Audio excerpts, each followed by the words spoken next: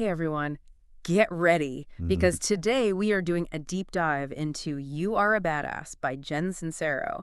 We're going to be tackling the first 11 chapters, and let me tell you, this book is jam-packed with those light bulb moments. You know, those moments where you're like, oh my gosh, that's so true. It's amazing how many people struggle with self-doubt.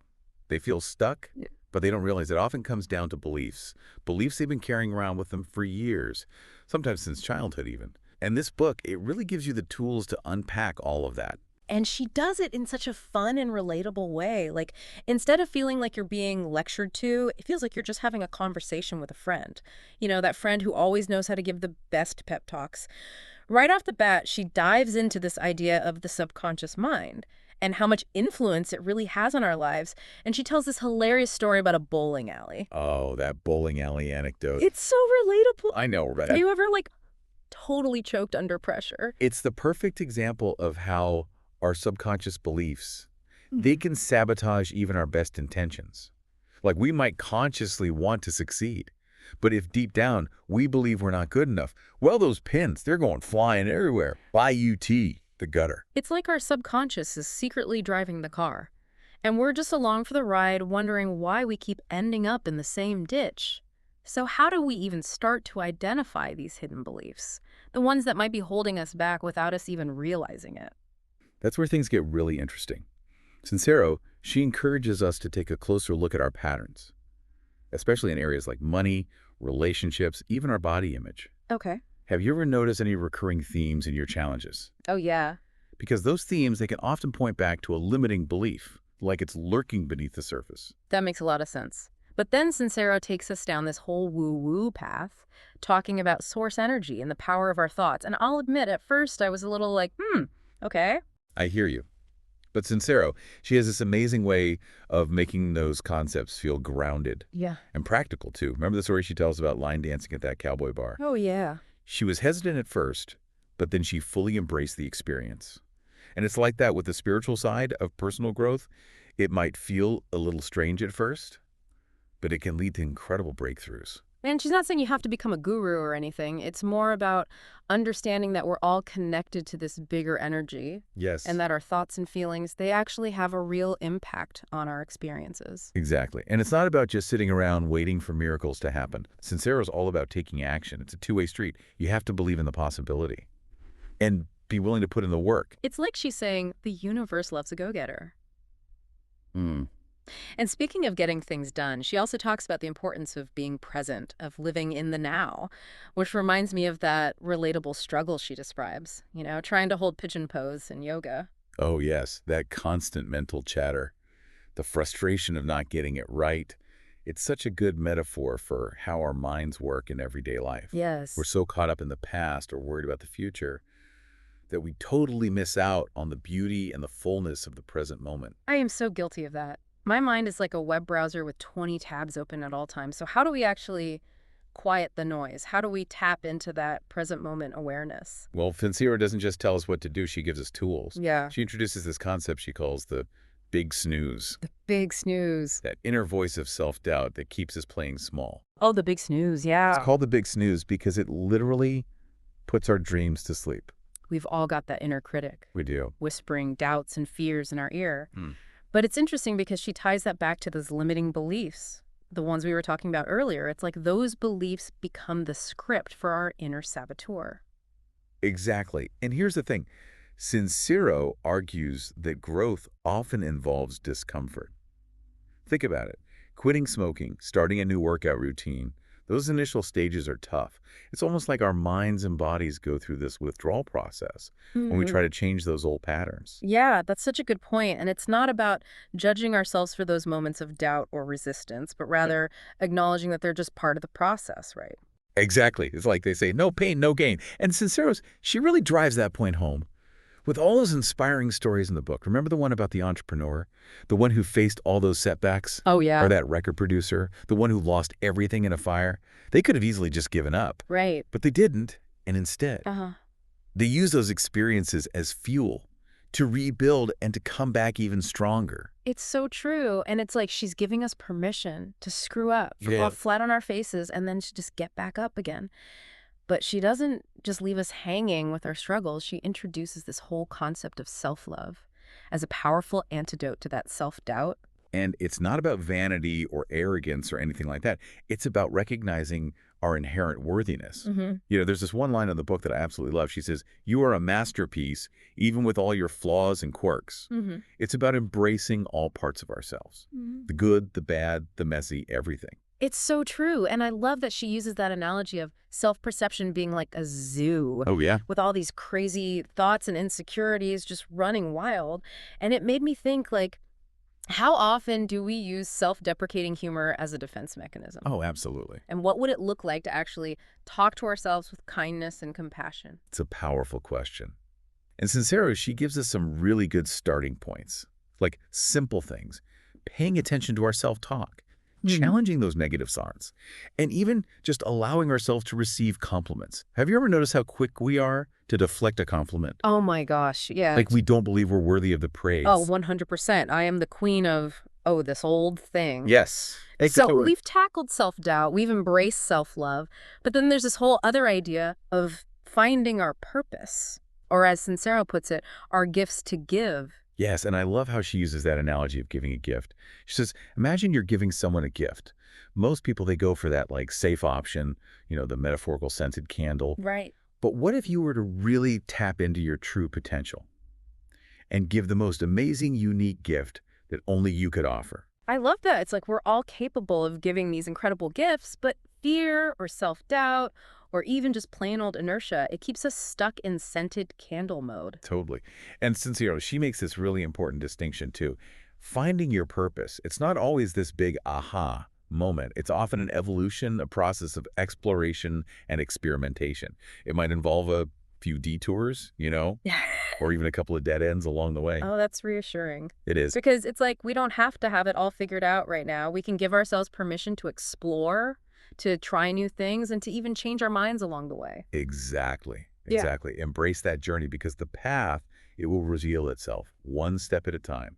And she offers some really practical tools too for gaining clarity. Remember that be the alien exercise. Oh, yeah, that's a good one. It's such a fun, playful way to shift our perspective I love that one. and to see the world with fresh eyes. Hmm. And it really speaks to that childlike sense of curiosity and wonder, the one that we tend to lose sight of as adults. Yes, It's like she's reminding us that just have fun with the process. Don't take ourselves too seriously. absolutely. And you know what goes along with that? Tuning out the peanut gallery. Oh, yes, that's crucial. Because it's so easy to get caught up in what other people think, especially when we're pursuing our dreams or trying something new. But Sincero, she's very clear about this. Other people's opinions are about them, not you. Now, of course, constructive feedback, that can be helpful. But when it comes to living a life that is true to ourselves, we have to learn to trust our own inner compass. It's like she's saying, you do you, boo. But it's not always easy to silence those external voices, right? It's not, no. Especially when they're coming from the people we care about most. It takes practice, Mhm. definitely, and a healthy dose of self-awareness. We have to be able to tell the difference between helpful feedback Mm-hmm. and projections from others. Because sometimes, the people closest to us, they might unintentionally try to keep us small Oh, that's a good because point. they're afraid to see us really shine. It's like they project their own fears and limitations onto us. Exactly. There's that quote. Don't let someone who's given up on their dreams dim the light on yours. Ooh, that's a good one. It's so true, though, isn't it? It is. It's about recognizing that we get to choose who we surround ourselves with and what kind of energy we allow into our lives. Yeah, and speaking of energy, Sincero, she really emphasizes the power of our thoughts to create our reality. It's like she's saying your mind is a Ferrari, not a Yugo. It's time to upgrade your thinking. Right. And she uses that example, that mind-blowing example Yeah. of the woman who manifested her dream home in Tuscany. And, despite having like limited finances, she held on to that vision, but with unwavering belief.